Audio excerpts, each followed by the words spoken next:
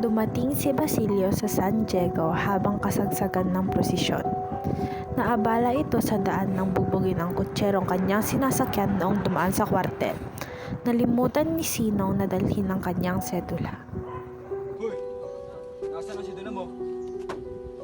Ano? Ako, senyor, mukhang naiwan ko. Pasensya ka na, senyor. Hindi maaari ah!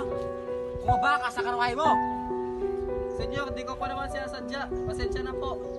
Tsaka mo kang paliwanag!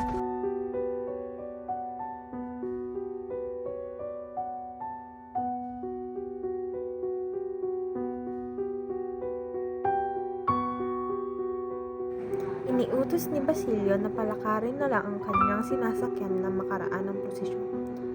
Nalibang ito sa mga nakikita niya habang naglalakad, kung kaya't hindi niya napansin ang pagkawala ng ilaw sa parol ng karitela. Kung may gwardya sibil noon, ay matadala sa bilangguan ang maitim na iyan sa piling ng dalawang Kastilang Gaspar at Baltasar sa pilitan. Hay!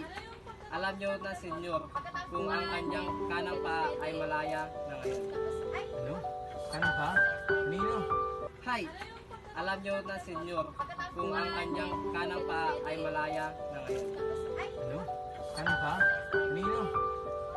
Nang hari. Sinong hari? Ang ating hari, ang hari ng mga Indyo. Nag-uusap-usap sina Simon, Kapitan Basilio, Cura, at Alperes ng Guardia Sibil. Aregando, Ginoong Simon, papunta kami sa Tiali upang makita ang iyong mga alas. Pupunta rin ako. Kailangan ko ng relo. Ngunit napakarami kong inaasikaso. Kung may kukuha mo rin ako ng isa, Kapitan Basilio. Hayaan ninyo na maging pamasko para ito.